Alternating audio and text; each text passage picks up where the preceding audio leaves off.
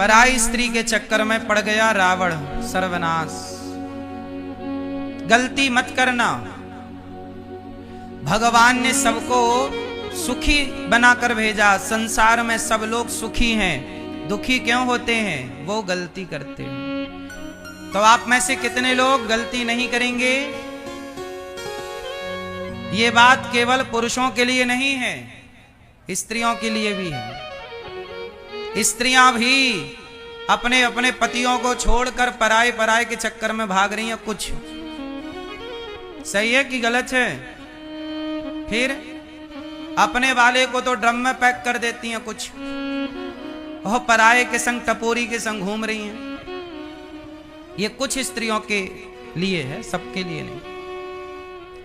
गलती कोई ना करे, ना पुरुष गलती करे ना स्त्री। स्त्री भी सूपनखा का विवाह हो चुका था।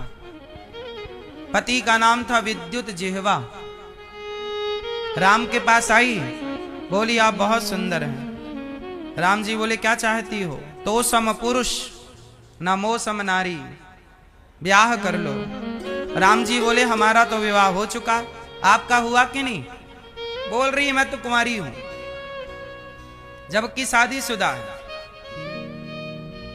सूपनखा राम जी से कहती है विवाह कर लो। राम जी बोले हम नहीं करेंगे। लक्ष्मण जी के पास गई, आप कर लो। लक्ष्मण जी बोले हम तो राम के दास हैं, यदि हमसे विवाह करोगी तो हम तो राम के चरण दबाते हैं, आपको सीता मैया के पांव दबाने पड़ेंगे।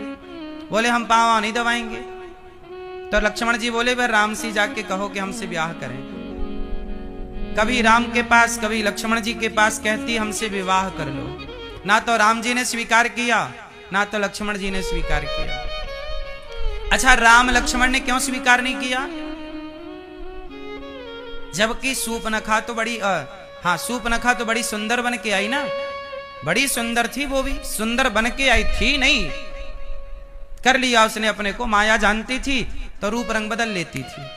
बड़ी सुंदरी बनकर आई, लेकिन ना तो राम ने देखा उसकी ओर, ना तो लक्ष्मण जी ने देखा। क्यों? हम भारत के पुरुषों के संस्कार ही यही हैं कि हम पराई नारी को देखते ही नहीं आंख उठा करके। ये संस्कार हैं हमारे। ये संस्कार तो रावण के थे, लंका का था वो, कि वो पराई नारियों को देखता था। इसलिए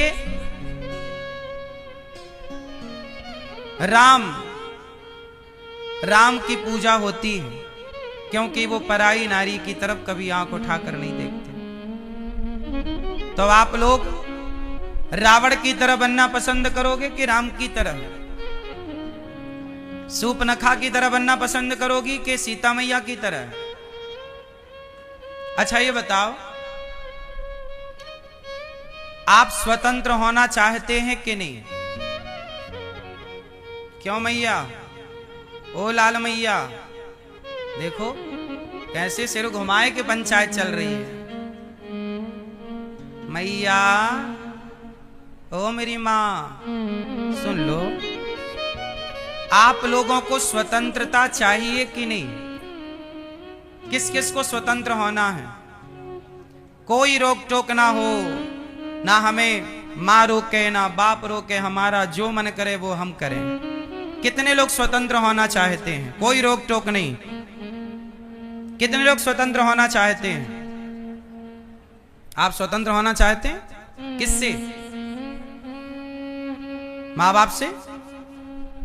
कोई रोक टोक ना हो, कोई रोके ना, कोई टोके ना, हम जो करें करने दिया जाए, कोई रोके ना। यही स्वतंत्रता? देखो बहुत लोगों ने हाथ उठाया कि हमें स्वतंत्र होना है। अच्छा ये बताओ, रावण स्वतंत्र था या राम स्वतंत्र हैं? सूपनखा स्वतंत्र है या सीता मैया स्वतंत्र है? उत्तर दो। कौन स्वतंत्र है बेटा?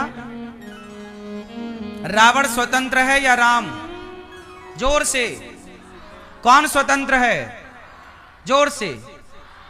स्वतंत्र है रावण, राम स्वतंत्र नहीं है। रावण स्वतंत्र है किसी भी नारी को चुराने के लिए। रावण स्वतंत्र है गलत काम करने के लिए। लेकिन राम स्वतंत्र नहीं है, राम बंधे हैं मर्यादा की बेड़ियों में बंधे हुए हैं राम, इसलिए वो मर्यादा पुरुषोत्तम है। किस में बंधे हैं राम? जोर से, मर्यादा में। सीता मैया बंधी है मर्यादा में, जबकि सूर्पनखा मर्यादा के बंधन में आजादी। चलो पतंग को आजाद कर दिया जाए, धागे से बंधी रहती है पतंग। पतंग किससे बंधी है? जोर से, पतंग बंधी है धागे से। यदि पतंग को आजाद कर दिया जाए उस धागे से, तो पतंग ऊपर जाएगी कि नीचे आएगी? बोलो क्यों मैया? कहां जाएगी पतंग? ऊपर जाएगी? हाँ या ना? कहां जाएगी? नीचे। पतंग धागे से बंधी होती है ना, तो ऊपर जाती है, और धागा कट जाए, टूट जाए, तो पतंग, जब तक आप मर्यादा के धागे से बंधे हैं, संस्कारों के धागे से बंधे हैं, तब तक ही आप ऊपर जाते हैं, गगन चूमते हैं, ऊंचाइयों तक पहुंचते हैं। और जैसे ही मान मर्यादा संस्कारों के धागे से आप मुक्त होना चाहते हैं, वैसे ही आप धड़ाम से नीचे गिर जाते हैं। इसलिए परिस्थितियां कैसी भी हों, पर मर्यादा के बंधन को तोड़िए मत। बात सही है कि नहीं? आजादी नहीं चाहिए, हमें बंधन चाहिए। किसका बंधन? मर्यादा का। हमें किस में रहना चाहिए? जोर से, जोर से। हाँ, और ये मर्यादा स्त्रियों के लिए भी है और पुरुषों के लिए भी है। सीता मैया जब अपनी मर्यादा का उल्लंघन करती हैं, तो रावण उठा के ले जाता है। वो लक्ष्मण रेखा क्या थी? वो लक्ष्मण रेखा क्या थी? वो मर्यादा की रेखा है। इसलिए नारी मर्यादा की रेखा का उल्लंघन ना करे और पुरुष मर्यादा का उल्लंघन ना करे, क्योंकि यदि मर्यादा का उल्लंघन किया गया, तो चाहे आप स्त्री हो या पुरुष, चाहे आप रावण हो या सीता, आपको दुख का सामना करना पड़ेगा यदि आपने मर्यादा का उल्लंघन किया तो।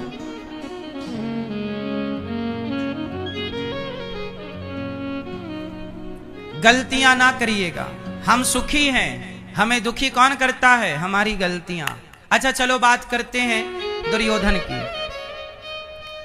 बताओ दुर्योधन ने कौन सी गलती की? महाभारत हुआ, किस गलती से हुआ? किसकी गलती से हुआ? मैया क्या बोलती तू? महाभारत किसकी गलती से हुआ? जोर से।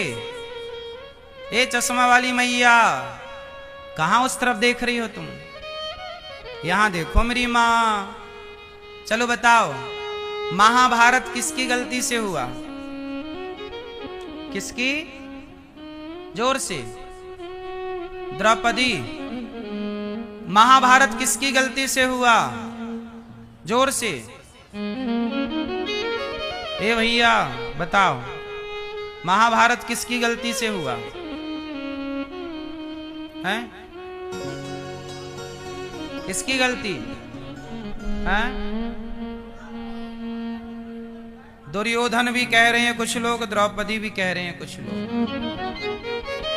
किसकी गलती से हुआ आप लोग बताओ सब। मैया बताओ, हमारी लाल मैया बताएंगी किसकी गलती। सुनो, महाभारत हुआ, गलती किसकी? कुछ लोग कह रहे हैं द्रौपदी की गलती। चलो बताओ द्रौपदी की गलती क्या थी? क्या गलती थी?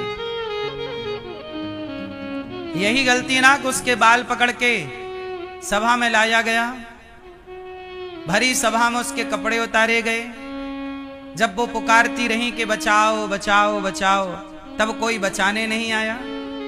यही तो गलती थी ना, और क्या गलती थी? आप लोग कहते हैं कि द्रौपदी ने दुर्योधन को बोला था कि अंधों के अंधे होते हैं। ऐसा कहीं नहीं लिखा महाभारत में। आप लोगों को यह सेंटेंस बताया गया कि अंधों के अंधे होते हैं। ये किसने बोला था? द्रौपदी ने नहीं बोला। महाभारत में कहीं भी ये बात लिखी नहीं है।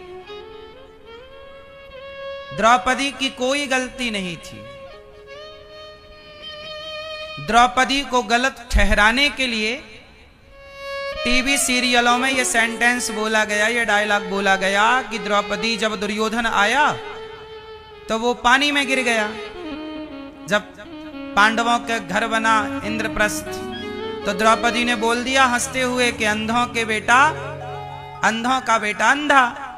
ये आप लोगों को याद तो है, पर द्रौपदी ने इस शब्द का प्रयोग किया नहीं। पता नहीं समाज में ये कहां से भ्रांति पैदा हो गई। देखो आज भी महाभारत कब हुआ? महाभारत कब हुआ? द्वापर में। महाभारत कब हुआ? द्वापर में। और आज कौन सा युग चल रहा है? कलयुग।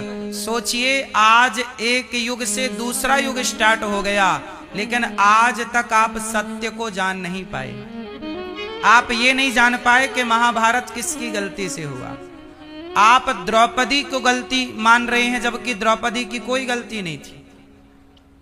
सोचिए युगों बाद भी लोग सत्य की पड़ताल नहीं करते, गलत को ही सच मान के इतिहास आगे बढ़ाते रहते हैं।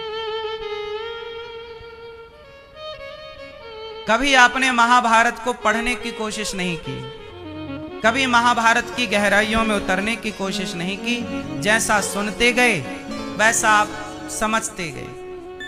किसी ने गलत सुना दिया तो आप गलत को सच मान गए। इसलिए कहता हूं कि आप पढ़ना सीखिए, शास्त्रों को पढ़ना सीखिए।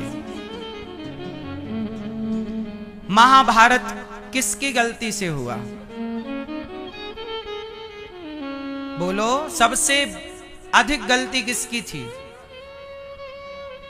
सबसे अधिक गलती होती है राजा की। और उस समय राजा कौन था? बोलो, धृतराष्ट्र। जब द्रौपदी के कपड़े उतारे जा रहे थे, तब द्रौपदी भरी सभा में पुकार रही थी, बचाओ। क्या राजा का धर्म नहीं था कि वो अपनी प्रजा की रक्षा करता? द्रौपदी तो आपके घर की बहू थी।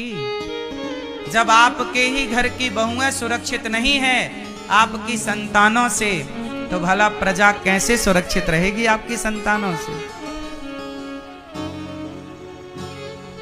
इसलिए गलती है धृतराष्ट्र की। क्यों?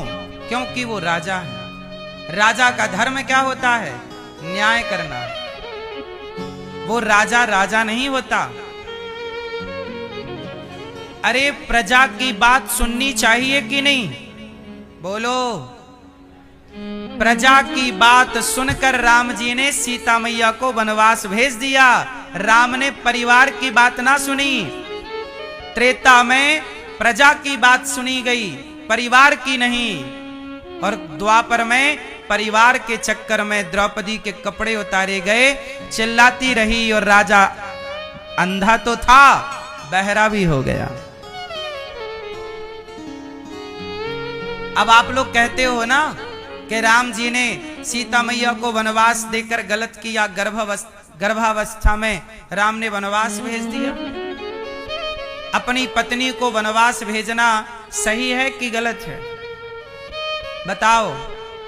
राम ने सीता मैया को वनवास भेजा, सही किया कि गलत किया? क्यों मैया? अपनी पत्नी को गर्भावस्था में वनवास भेज दिया भगवान राम ने। महर्षि वाल्मीकि जी के आश्रम में, जहां पर लवकुश ने जन्म लिया। गर्भवती पत्नी को वनवास भेजना, यह राम का निर्णय सही था या गलत था? क्यों? मैया, ओ मेरी मां, बताओ। मैया बता नहीं रही हो मेरी माँ, आज एकादशी है तो आप व्रत हो ना, कुछ खाया नहीं होगा इसलिए आवाज निकल नहीं रही है ना। मैया, राम ने पत्नी को वनवास भेजकर सही किया कि गलत किया? जोर से हैं? ना तो आप सही कह रहे हो ना तो आप गलत कह रहे हो। चलो हम बताते हैं, ध्यान से सुनना। अब देखो, दो राजाओं की मैं बात करूंगा। एक राजा है राम और एक राजा है धृतराष्ट्र। हम दोनों राजाओं की बात करेंगे और आपको बताएंगे कि राजा कैसा होना चाहिए। राम ने ऐसी सेवा की प्रजा की कि आज तक लोग कहते हैं कि राम राज्य चाहिए। कैसा राज्य हो? कैसा राज्य हो? राम, कोई धृतराष्ट्र राज्य की कामना तो नहीं करता कि राज्य कैसा हो। धृतराष्ट्र राज्य कोई नहीं चाहता, राम राज्य सब चाहते हैं। यदि राम गलत होते तो लोग राम राज्य की कामना क्यों करते? इसका मतलब राम सही है। तो सवाल खड़ा हुआ कि पत्नी को वनवास भेजना भी तो गलत था ना, और वो भी गर्भवती नारी को।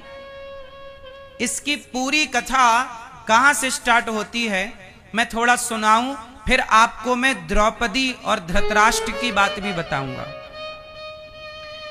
एक धृतराष्ट्र जैसा राजा है और एक राम जैसा राजा है। अब दोनों राजाओं को हम जरा तराजू में रखें और तराजू में रख के तौल कर देखें कि किस राजा का पलड़ा भारी है। तो बताओ, किस राजा का पलड़ा भारी आप लोगों के हिसाब से?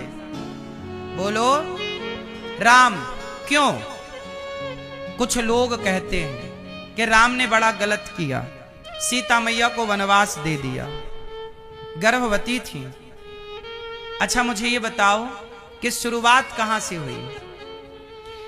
क्या राम ने सचमुच सीता मैया को वनवास दिया? यदि राम ने वनवास दिया तो जिस दिन रावण के घर से आई सीता मैया उसी दिन वनवास दे दिया होता। फिर इतने दिन राम जी ने साथ में क्यों रखा? इसका मतलब है कि सीता मां को वनवास राम ने नहीं दिया। चलो बताओ, सीता मैया को वनवास भेजने की बात किसने कही थी? सीता मैया पर लांछन किसने लगाया था?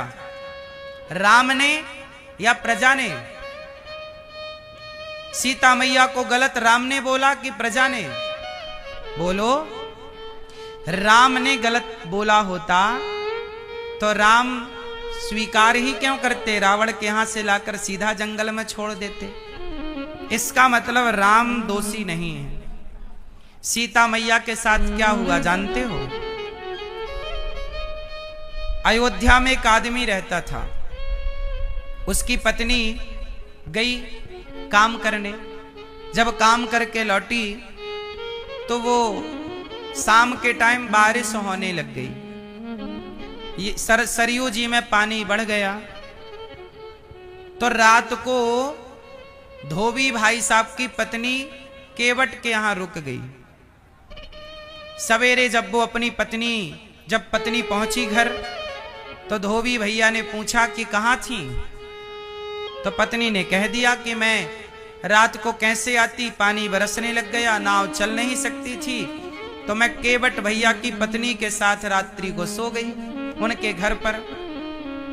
तो धोबी भैया ने कहा कि अब हम आपको स्वीकार नहीं करेंगे, क्योंकि हम कोई राम थोड़ी हैं जो रावण के घर सीता रहे और राम ने स्वीकार कर लिया।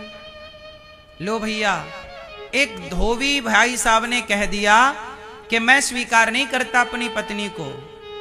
अब तो ये बात हवा की तरह फैल गई। सारी प्रजा कहने लग गई कि बात तो ठीक है, रावण के यहां सीता मैया थी, पता नहीं शुद्ध हैं कि अशुद्ध हैं। लोगों ने बताया कि भाई उन्होंने तो अग्नि परीक्षा दे रखी है लंका में। जब वो वापस आई थी तो उन्होंने अग्नि परीक्षा दी थी। तो लोगों ने कहा कि हमने थोड़ी देखी थी, हमने तो देखी नहीं, हम कैसे माने? अब अयोध्या की प्रजा मानने को तैयार नहीं है। सीता मैया के चरित्र पर लांछन लगाना चाहती है प्रजा। तब ये बात जब राम को पता चली कि प्रजा कह रही है कि सीता मैया गलत है, रावण के यहां से आई हैं, तो राम जी ने सीता मैया से कहा कि सीता, तुमने इतनी परीक्षाएं दी हैं, एक परीक्षा और दे दो। प्रजा कह रही है कि सीता मैया परीक्षा दे देंगी तो हम मान लेंगे कि सीता मैया पवित्र हैं। तो राम जी ने कहा, सीता आप परीक्षा दे दो, हमें तो विश्वास है। अच्छा, राम को तो सीता पर डाउट नहीं था ना, संदेह नहीं था। संदेह किसे हो गया? जोर से, प्रजा को। तो राम जी ने कहा, सीता प्रजा को संदेह हो गया है, आप एक काम करो, अग्नि परीक्षा दे दो। तब सीता मैया बोली कि हे राम, मैं अग्नि परीक्षा तो दे दूंगी, लेकिन अब आप बताओ कि जो प्रजा मुझ पर भरोसा नहीं करती, मैं अग्नि परीक्षा देकर पवित्र हो भी जाऊं, पास हो भी जाऊं, तो अब आप बताओ। अच्छा, आप लोग बताओ, आपका बेटा आपके चरित्र पर लांछन लगा दे, माना कि आपका बेटा आपके प्रजा आपके चरित्र पर लांछन लगाए, तो ये बताओ, वो भले आपका बेटा हो, उसके साथ अच्छा लगेगा रहना? अब बोलो, आदमी उसके साथ ही तो रहता है जिसके साथ भरोसा हो। आपको भरोसा नहीं है मुझ पर, तो मैं आपके साथ कैसे रह सकता हूं? सीता मैया कौन है? महारानी। और प्रजा, राजा पिता होता है, रानी माता होती है, और प्रजा पुत्र होती है, पुत्र पुत्री। क्यों जी, बात सही है? सीता माता जगत जननी है, जगत की माता है, और सीता मैया की प्रजा कौन है? पुत्र के समान। सीता मैया की प्रजा कौन है? अब पुत्र को संदेह हो गया कि हमारी माता गलत है, तो सीता मैया को लगा मैं परीक्षा देकर पवित्र तो हो जाऊंगी, लेकिन मैं ऐसी प्रजा के साथ अब रह ना पाऊंगी, क्योंकि आपको हम पर भरोसा ही नहीं है। तब सीता मैया ने राम से कहा कि हे राम, मैं अग्नि परीक्षा अभी नहीं देती, अभी मेरे पुत्र बच्चे पेट में हैं, आप पिता बनने वाले हैं। यदि मैं, अब मुझे रहना ही नहीं है ऐसी प्रजा के साथ। सीता मैया बोली, अब मैं जा रही हूं। राम जी बोले, कहां? बोले, अब मैं अपनी लीला पूरी करके अब मैं जाऊंगा, मुझे नहीं रहना ऐसे लोगों के साथ। राम जी बोले, ना सीता आप मत जाओ। सीता मैया बोली, अच्छा, मेरे गर्भ में आपके पुत्र हैं, मैं पहले पुत्रों को जन्म दे दूं और जन्म देकर के उन्हें पाल पोस कर संस्कारवान बना दूं, फिर मैं जाऊंगी। तो राम जी बोले कि इतने दिन आप रहोगी कहां? अयोध्या में रहोगी तो लोग आपको नाना तरह तरह की बातें कहेंगे। तब सीता मैया ने कहा कि राम, मुझे अयोध्या में अब नहीं रहना,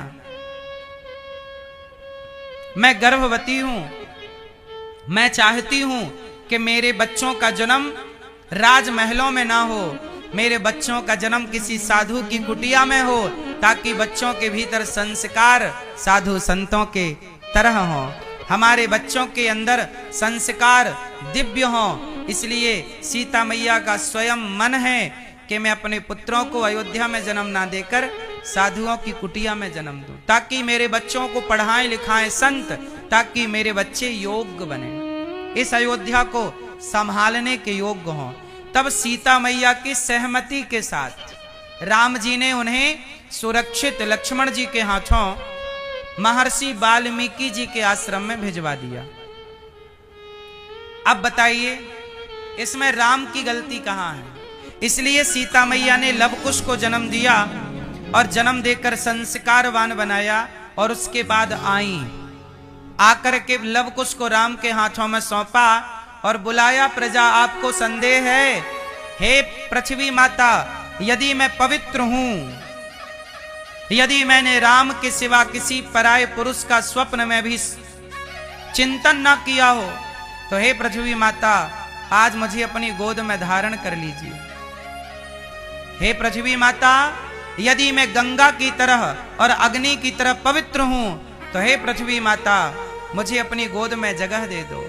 हे पृथ्वी माता, यदि मैं माता अनुसुईया की तरह पतिव्रता हूं, तो मुझे अपनी गोद में स्थान दे दो। ये कहते ही पृथ्वी माता फट गई।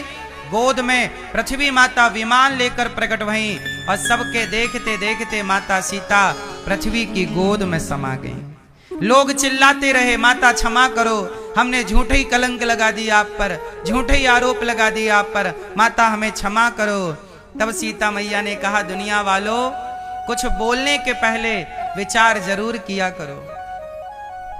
इसलिए आप लोगों से मेरी विनती है, किसी को भी कुछ भी कह देना सही नहीं है। सीता मां को लोगों ने गलत तो कह दिया, पर वो थी पवित्र और चली गई। अब मुझे आप लोग बस इतना बता दो कि राम जी की इसमें पूरे प्रसंग में, पूरी बात में राम जी की गलती कहां है कहीं? आपको राम जी का दोष नजर आया कहीं? राम जी तो मजबूर हैं। राम जी क्या करते? यदि पत्नी की बात मानते, मतलब राम जी कह देते कि धोबी तू गलत कह रहा है, मेरी सीता सही है, मुझे सीता पर पूरा भरोसा है। अच्छा, राम जी को तो भरोसा था ही। राम जी कह देते कि सीता सही है और राम जी ना भेजते वनवास, तो क्या प्रजा कहना बंद कर देती? बोलो, प्रजा बंद कर देती कहना? लोग क्या कहते कि राम जी तो परिवार की बात सुनते हैं, प्रजा की बात से तो कोई मतलब नहीं। इसलिए राम जी ने परिवार को सर्वोपरि नहीं रखा। राम जी ने कहा कि राजा वही अच्छा है जो प्रजा के लिए परिवार का त्याग कर सके।